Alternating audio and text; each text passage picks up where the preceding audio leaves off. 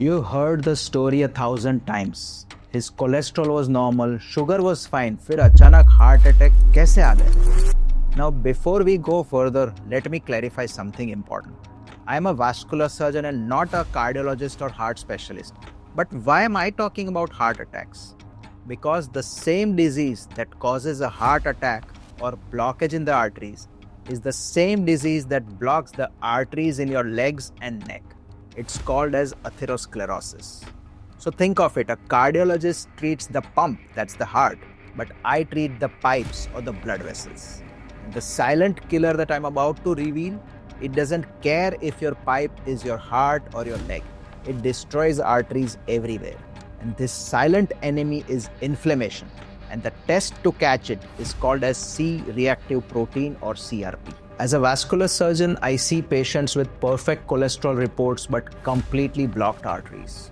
Today, I will explain you why CRP is the real danger sign and how you can fix it before it's too late. सबसे पहले समझते हैं कि what exactly is CRP. Think of it in this way. Cholesterol is like petrol. And petrol अपने आप में dangerous नहीं है अगर वो टैंक में शांति से पड़ा है, but CRP is the matchstick और माचिस. अगर आपके ब्लड में कोलेस्ट्रॉल कम है बट सीआरपी हाई है तो इसका मतलब है कि बॉडी में आग लगी हुई है, इन्फ्लेमेशन है which makes the arteries and the plaque vulnerable and unstable. जब सीआरपी हाई होता है तो आर्टरी के अंदर का प्लाक सॉफ्ट एंड फ्रेजाइल हो जाता है. It can burst at any time, just like a pimple, and when it bursts there is instant clot, instant blockage leading to instant heart attack.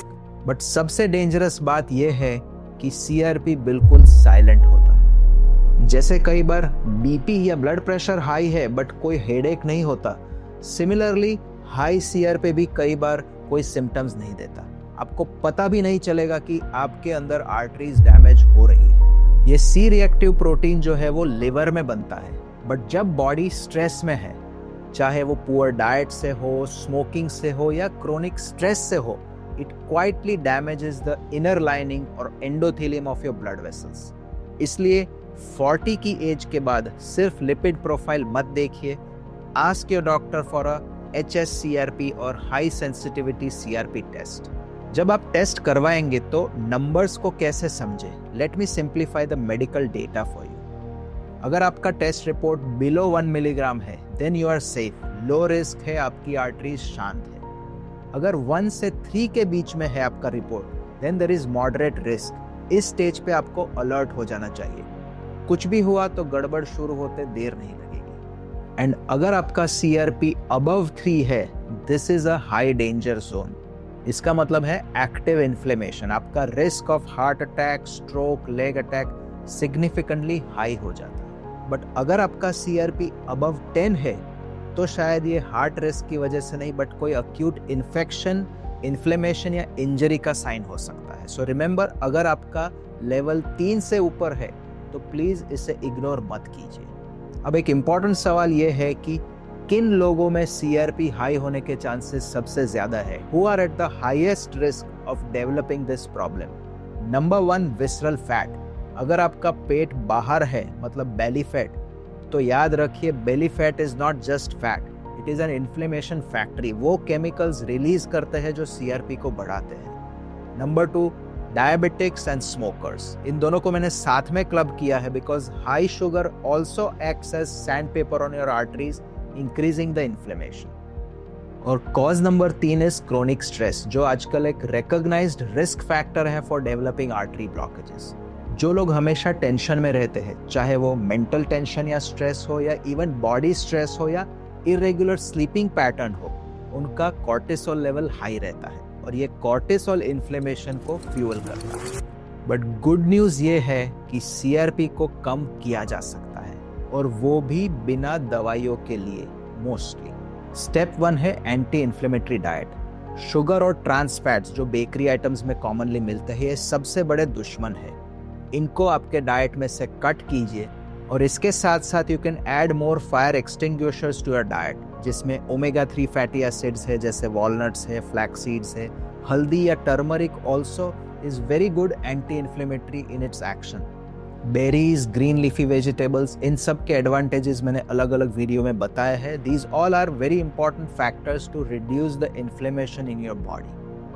Now step 2 apart from diet is movement. Exercise सिर्फ muscles को बढ़ाने के लिए नहीं है.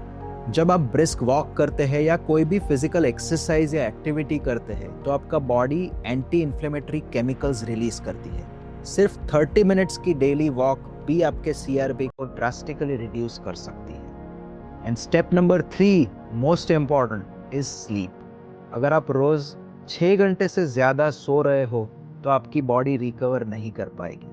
Remember, poor sleep is equal to high CRP.